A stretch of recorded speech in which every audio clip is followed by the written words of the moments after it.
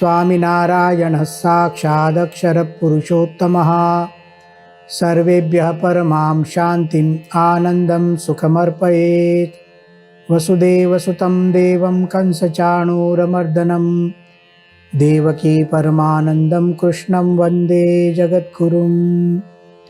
ॐ अक्षरमहं पुरुषोत्तमदासोऽस्मि।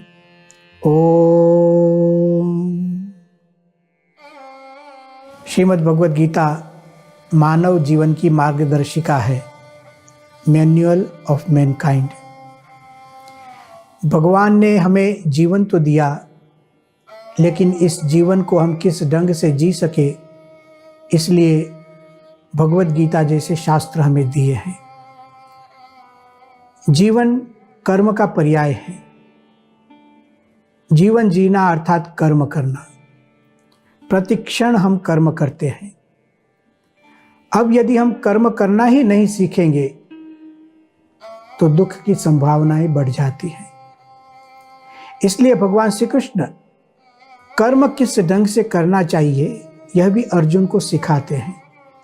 दूसरे अध्याय के 47वें श्लोक में भगवान श्री कृष्ण अर्जुन को कहते हैं, कर्मण्येवाधिकारस्ते मा फलेषु कदाचन मा कर्म फल हेतुर्भू माते संगोस्त्वकर्मणि। अद्भुत श्लोक है। इस श्लोक में 4 सूत्र हैं। सबसे पहली बात भगवान श्री कृष्ण कहते हैं कर्मण्येवाधिकारस्ते, पहला सूत्र। मा फलेषु कदाचन, दूसरा सूत्र।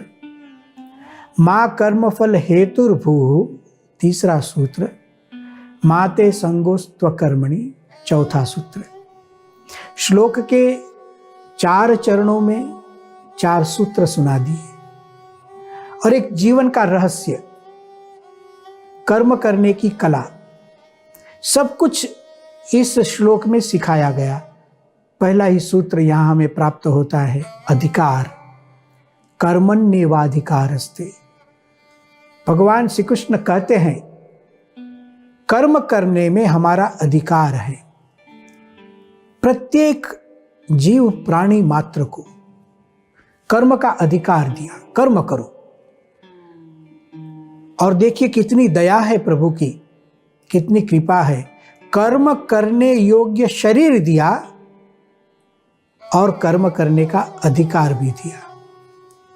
कितना अद्भुत शरीर। हम जब मानव शरीर की रचना का विचार करते हैं, कितना अद्भुत शरीर है और इस शरीर से हम कितने कर्म कर सकते हैं। पोटेंशियल देखिए, संभावनाएं देखिए, कितना कर सकते हैं। भगवान ने हमें आंखें दी, नेत्र, तो एक साधन दिया और अधिकार भी दिया। अब देखिए, आपको जो जी चाहे सो देखिए। और देखने के लिए सृष्टि भी दी। पर्वत बनाए, नदियां बनाई, वृक्ष बनाए, बादल बनाए। देखिए, कर्मण्येवाधिकारस्ते। भगवान हमें इंद्रियां देते हैं, देह देते हैं, अधिकार भी देते हैं। एक एक इंद्रियों का विचार कीजिए और लगता है मनुष्यों को अधिक अधिकार दिया है। ऐसे तो भगवान ने सब पर दया की है। देह तो पशुओं के पास भी है, पक्षियों के पास भी है, लेकिन पोटेंशियल मनुष्य में ज्यादा है। हम कोयल को गाते सुनते हैं, कोयल गाती है, लेकिन कोयल कभी कौवे की तरह नहीं गा सकेगी। कौवा भी कोयल की तरह नहीं गा सकेगा। मनुष्य हाथ से पैरों से जितना कर्म कर सकता है, आप देखिए पशुओं में, वे लोग नहीं कर सकेंगे। योगासन हम करते हैं, योगासनों की संभावनाएं देखिए, क्या कोई पशु कर सकता है? भगवान ने मनुष्यों पर अधिक दया की है, ऐसे लगता है। बुद्धि इंद्रिय मन प्राणान जनानाम असृजत प्रभु मात्रार्थम च भवार्थम च यात्मने कल्पनाए च। श्रीमद् भागवतम। भगवान ने शरीर दिया, बुद्धि इंद्रिय मन और प्राण, उसके साथ साथ अधिकार भी दिया। आप उपयोग कीजिए। भगवान ने हमें कर्ण दिए, कान दिए और कहा सुनिए, जो भी शब्द सुनना है सुनिए। भगवान ने हमें स्पर्श इंद्रिय दी, प्रदान की है। त्वचा, स्पर्श कीजिए, जी चाहे उसका स्पर्श कीजिए, अनुभव कीजिए। कर्मण्येवाधिकारस्ते, कर्म दिए और कर्म में अधिकार दिया और कर्म योग्य शरीर दिया, इंद्रियां दी। कितनी बड़ी कृपा है। लेकिन भगवत गीता यहां कहना क्या चाहती है? एक शब्द ज्यादा लिखा है इसमें, कर्मणि एव। कर्म करने में ही अधिकार है। भगवान हमें आंखें देते हैं और देखने का अधिकार भी देते हैं, लेकिन कुछ निषेध भी करते हैं। कर्म के अधिकार के साथ निषेध भी करना चाहते हैं, इसलिए उन्होंने एवकार यहां रखा है। एव, कर्मणि एव, अर्थात आपका कर्म में ही अधिकार है, अर्थात अधिकार कहीं और नहीं है। कहाँ नहीं है, यह समझाने के लिए दूसरा सूत्र आता है, मा फलेषु कदाचन। फल में अधिकार नहीं है। अब दोनों वाक्यों को पास में लाकर सोचिए, दोनों सूत्रों को साथ में सोचिए। कर्मण्येवाधिकारस्ते मा फलेषु कदाचन। कर्म में हमारा अधिकार है, फल में नहीं। हम कर्म कर सकते हैं, लेकिन फल पर अधिकार नहीं है। यहां अधिकार शब्द का प्रयोग है। भगवत गीता ऐसा नहीं कहती है कि कर्म का फल ही नहीं है। हाँ, कर्म का फल अवश्य है। हम कुछ कर्म करते हैं, उसका फल मिलता ही है। कुछ फल तुरंत मिलते हैं, कुछ फल तुरंत नहीं मिलते हैं, कालांतर में मिलते हैं। फल अवश्य मिलते हैं। कर्म का फल नहीं, यह गीता का उपदेश नहीं है। गीता यह समझाती है, कर्म कर सकते हैं, फल पर अधिकार नहीं है। अधिकार का मतलब क्या है? कि मैं जब यह कर्म करता हूं, इतना कर्म करता हूं, तो मुझे इतना फल मिलना ही चाहिए और मैं ले ही सकता हूं। अपनी इच्छा से फल को प्राप्त करने की जो एक शक्ति है, उसको फल का अधिकार कहते हैं। वह अधिकार नहीं है। हम केवल कर्म कर सकते हैं, प्रयत्न कर सकते हैं, बस फिर हमारा काम पूरा हो जाता है। फल देना यह भगवान का काम है, और इसलिए भगवान के लिए कर्म फल प्रदाता ऐसा शब्द प्रयोग होता है। हम फल का विचार कर सकते हैं। देखिए, भगवत गीता का यह श्लोक बहुत मननीय, चिंतनीय श्लोक है। सूक्ष्मता से विचार करना पड़ता है। भगवान श्री कृष्ण कहते हैं, फल तो है लेकिन फल में अधिकार नहीं है। फल का हम विचार कर सकते हैं, विचार तो करना ही चाहिए। ध्येय को सोचकर, लक्ष्य को सोचकर तो हम प्रयत्न करते हैं, तो ध्येय तो स्पष्ट होना चाहिए। भगवान ने हमें मनुष्य देह दिया, क्यों दिया? मुक्ति के लिए दिया। तो मुक्ति एक फल है, उस फल के अनुकूल हमें प्रयत्न करना है। कोई विद्यार्थी जब पढ़ता है तो उसे ध्येय स्पष्ट होता है, मुझे पास होना है, तो मैं किस ढंग से उत्तीर्ण हो जाऊं, मुझे विद्या किस ढंग से प्राप्त हो, उस ढंग से कर्म करना है, उसे पढ़ाई करनी है। कोई व्यवसाय करते हैं, बिजनेस करते हैं, कोई नौकरी करते हैं, तो जीवन के प्रत्येक क्षेत्र में लक्ष्य को देखकर ही प्रयत्न किया जाता है। भगवान श्री कृष्ण यहाँ एक स्पष्ट सिद्धांत सुनाते हैं, फल मिलता है, फल का विचार भी करना चाहिए, लेकिन फल पर अधिकार नहीं, अधिकार नहीं, अपेक्षा नहीं। यह फल मुझे मिलना ही चाहिए, ऐसा अधिकार नहीं। क्यों नहीं? अधिकार है ही नहीं, इसलिए नहीं। कर्म फल प्रदाता परमात्मा है। अब हम, कोई व्यक्ति कर्म करते करते यदि फल की अपेक्षा रखता है और अपेक्षा से भी आगे बढ़कर अधिकार रखना चाहता है, वह दुखी होगा। कैसे दुखी होगा? तो जब हम फल की अपेक्षा बढ़ती है तो आग्रह हो जाता है सफलता का, और यदि सफलता नहीं भी मिली, देखिए जीवन में बनता है ऐसा, हम कर्म करते हैं, हर वक्त सफलता नहीं मिलती है, और जब सफलता नहीं मिलेगी और यदि कर्म पर अधिकार की भावना होती है तो वह दुखी हो जाएगा। मैंने इतना प्रयत्न किया, मुझे सफलता क्यों नहीं मिली? इसलिए भगवद गीता समझाती है कर्म करते रहो। हाँ, कुछ खेलते हैं, खेलना क्या है? कर्म करना है। समझो क्रिकेट खेलते हैं, फुटबॉल खेलते हैं, वॉलीबॉल खेलते हैं, बास्केटबॉल खेलते हैं, अलग अलग तरीके के खेल होते हैं। खेलना एक कर्म करना है। यदि कोई व्यक्ति फल पर अधिकार, फल का विचार करे, जीतने के लिए एक स्पर्धा होती है, जीतने का आनंद होता है, हारना जीतना होता है, लेकिन अधिकार हो जाए, जीतना ही चाहिए, हारना नहीं ही चाहिए, इसको अधिकार कहते हैं। ऐसे अधिकार की भावना जब होती है तो दुख होता है। जब हार जाते हैं तो खेलना छोड़ देते हैं। भगवान श्री कृष्ण समझाते हैं फल पर अधिकार नहीं, प्रयत्न करो, ठीक ढंग से करो, कर्म करते रहो, और फल के अधिकार का विचार नहीं करेंगे तो कर्म भी ठीक ढंग से होगा। इसलिए भगवान श्री कृष्ण ने यहां समझाया मा फलेषु कदाचन। अब जो व्यक्ति फल पर अधिकार जमाना चाहता है तो वहां क्रोध की संभावना भी बढ़ जाती है, गुस्सा। देखिए, हम जब कुछ प्रयत्न करते हैं, समझो कुछ व्यवस्था करते हैं, कुछ घर में व्यवस्था करते हैं, हमारे कार्यालय में व्यवस्था करते हैं, और व्यवस्था हो जाने पर एक बस यह फल मुझे मिलना ही चाहिए, इतनी व्यवस्था मैंने कर दी, अब इस ढंग से ही सब काम चलना चाहिए। यह जब अपेक्षा बन जाती है, फल का निर्णय कर लेते हैं हम और उस पर अधिकार जमाते हैं, और उस ढंग से जब नहीं होता है, क्योंकि सब कुछ तो हमारे हाथ में नहीं, फल भी हमारे हाथ में नहीं। हमने व्यवस्था के लिए कुछ किया और अव्यवस्था भी हो सकती है।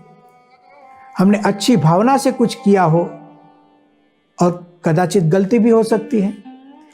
तो फल पर हमारा कोई अधिकार नहीं, लेकिन यदि कोई व्यक्ति अधिकार की अपेक्षा रखता है, उसको पकड़ लेता है, फल मिलना ही चाहिए, कदाचित गुस्सा आ जाता है, क्रोधित हो जाते हैं, और इसकी असर पुनः कर्म पर होती है। हम जो कुछ करते हैं उससे भी पिछड़ जाते हैं। इसलिए भगवान श्री कृष्ण कहते हैं मा फलेषु कदाचन। एक बात तो ठीक है कि हम फल का विचार कर सकते हैं, फल का मूल्यांकन कर सकते हैं, वो भी ठीक है, फल का मूल्यांकन हो सकता है, लेकिन फल का निर्णय नहीं। भगवान एक ही फल का निर्णय कर सकते हैं और कर्म फल प्रदाता भी है। तो अद्भुत दो सूत्र, कर्म करते रहो, कर्म करते रहो, कर्म करते रहो। करते रहो इतना उपदेश नहीं, अधिकार भी दिया, उसके योग्य शरीर भी दिया, लेकिन स्पष्ट भी कर दिया मा फलेषु कदाचन, फल पर अधिकार मत कीजिए। अब तीसरा सूत्र, मा कर्म फल हेतुर्भूः, कर्म फल का कारण मत बनो। इस सूत्र का मतलब होता है, समझो भगवान की इच्छा से कुछ सफलता मिल जाती है, हम कुछ कार्य करते हैं और सफल हो जाते हैं, हम खुश हो जाते हैं और फिर मानने लगते हैं कि मैंने इस ढंग से किया, इतना प्रयत्न किया, इसलिए मुझे यह फल मिला। इसको कहते हैं कर्म फल के हेतु बन जाना। जो कुछ मुझे मिला, आज मुझे जो कुछ सिद्धि प्राप्त हुई, उपलब्धि मुझे जो मिली है, उसका कारण मेरा प्रयत्न है। इसी को अहंकार कहते हैं। अहं करोमि, अहं करोमि, मैं करता हूं, मैं करता हूं। कर्म में अहंकार और कर्म के फल में भी अहंकार। मैंने अच्छे ढंग से पढ़ाई की, इसीलिए मुझे अच्छे गुणांक मिले, मुझे अच्छे मार्क्स मिले, मुझे अच्छा ग्रेड मिला। बात तो ठीक लगती है, बाह्य दृष्टि से सब बराबर लगता है कि प्रयत्न अच्छा किया तो फल भी अच्छा मिला। अब यहाँ हेतु बनने की बात है, सूक्ष्म बात है। जो हमने अभी कहा, श्रीमद् भगवद गीता को शांति से बैठकर, एकांत में बैठकर चिंतन करना पड़ता है। क्या समझाना चाहते हैं? अहं करोमि, मैंने ऐसे किया इसलिए फल मिला। मैंने इस ढंग से कार्यालय की स्थापना की, पूरा मैनेजमेंट किया, इसलिए यह फल मिला। ऐसा जो लोग सोचते हैं उनको भगवद गीता समझाती है, मां कर्म फल हेतुर्भूः। कर्म फल के भी हेतु कारण मत बनिए, क्योंकि पहले ही कह दिया है कि फल में कोई अधिकार ही नहीं है। और कर्म फल प्रदाता तो भगवान है, भगवान की इच्छा से फल मिलता है, प्रयत्न के साथ मत जोड़िए। एक अद्भुत लिंक यहां मिलते हैं। हम कोई कर्म करते हैं, उस कर्म को देखकर भगवान स्वयं फल का निर्णय करते हैं और हमें फल देते हैं।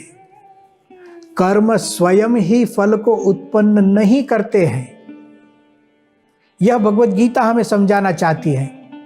और यही वैदिक सनातन धर्म का परम सिद्धांत है। कर्म फल प्रदाता केवल कर्म नहीं, कर्म को देखकर भगवान स्वयं फल का निर्णय करते हैं। तो हम कौन निर्णय करने वाले? क्या सत्ता है हमारे पास? कुछ नहीं। हाँ, थोड़ी सी सत्ता लगती है, वे भी दी हुई है। भगवान जानते हैं कि जब मैं आंखें देता हूं तो वो इतना तो देख सकेगा, वो उनकी कृपा है। आंखें दी तब तो देख सकते हैं, हमें पता ही नहीं उसने आंखें दी है। फल पर हमारा कोई अधिकार नहीं।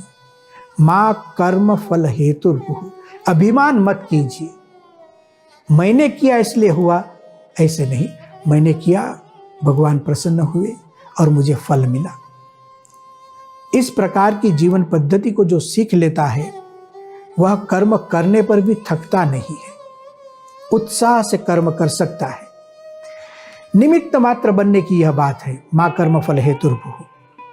कुछ फल मिलता है तो तुरंत याद कीजिए कि इसमें मैं तो एक निमित्त मात्र था। भगवान श्री कृष्ण स्वयं इस बात को कहते हैं। 11वें अध्याय में विश्व स्वरूप दर्शन करवाया अर्जुन को, और अर्जुन ने देखा वहां पर कि विजय तो पहले से निश्चित है, युद्ध तो जीत लिया है भगवान श्री कृष्ण ने। भगवान श्री कृष्ण ने कहा, ये पांडव पहले से जीत चुके हैं, यह कौरव हार चुके हैं, विजय निश्चित है। अर्जुन, आपको तो केवल निमित्त मात्र बनना है। निमित्त मात्रम भव सव्यसाचिन। निमित्त मात्र बनना, अभिमान न करना। फल जो कुछ मिलता है भगवान की कृपा से मिलता है, अच्छा या बुरा। तो तीसरा सूत्र भगवद गीता समझाती है, मां कर्म फल हेतुर्भुः। अब देखिए, 3 सूत्रों में बात हुई। कर्म में अधिकार तो दिया, फल में नहीं दिया। फल में अधिकार भी नहीं दिया, और जो कुछ फल मिलता है उसमें हम कारण भी नहीं, उसमें अभिमान भी मत करो। ऐसी जब बात होती है तो एक बहुत बड़ा खतरा है यहाँ पर, यदि ठीक ढंग से न समझे तो। अकर्मण्यता का खतरा। यदि फल पर कोई अधिकार ही नहीं तो मैं कर्म क्यों करूं? तो कर्म करना ही नहीं है। एक अंतिम निर्णय पर कोई व्यक्ति आ सकता है। कोई विद्यार्थी ऐसा सोचे कि मैं पास हो या ना हो, उस पर मेरा कोई अधिकार ही नहीं है, तो मैं पढ़ाई क्यों करूं? कोई बिजनेसमैन ऐसा सोचे कि मुझे घाटा होगा या फायदा होगा, मुझे पैसा मिलेगा या नहीं, कीर्ति मिलेगी या नहीं, इस पर मेरा कोई अधिकार ही नहीं, तो मैं व्यवसाय क्यों करूं? इसी तरह से जीवन के जितने क्षेत्र हैं, यदि कर्म के फल पर कोई अधिकार ही नहीं तो कर्म क्यों करना। तो यह एक अकर्मण्यता का दोष आने की संभावना है। भगवान श्री कृष्ण जानते हैं, उनको पता है वह क्या समझा रहे हैं। अद्भुत सिद्धांतों को समझाते हैं, और किसी सिद्धांत को कोई व्यक्ति ठीक ढंग से नहीं समझता है तो क्या प्रॉब्लम्स आते हैं वे भी वो जानते हैं। इसलिए चतुर्थ सूत्र में एक स्पष्टता कर दी, माते संगोस्त्वकर्मणि अकर्मणि ते संगः मास्तु। मैंने कहा कर्म में अधिकार है, फल में नहीं, और कर्म फल के कारण मत बनो। यह जो सिद्धांत मैंने सुनाया अर्जुन, इसका मतलब यह नहीं कि कर्म को छोड़ देना है। कर्म तो करना ही है। कर्म नहीं करने से कर्म करना उत्तम है, श्रेष्ठ है। यह भी भगवद गीता में आगे कहा जाएगा। हमारे सनातन धर्म के शास्त्र हमें एक उपदेश वारंवार देते हैं, कर्म करते रहो, कर्म करते रहो, कर्म को कभी मत छोड़िए। जो कर्तव्य है, नियतम कुरु कर्मत्व, जो कर्म हमें अवश्य करना है वो करते ही रहो। उपनिषद में हमें सुनाया, ईशावास्य उपनिषद, कुर्वन्नेवेह कर्माणि जिजीविषेत् शतं समाः एवं त्वयि नान्यथेतोस्ति न कर्म लिप्यते नरे।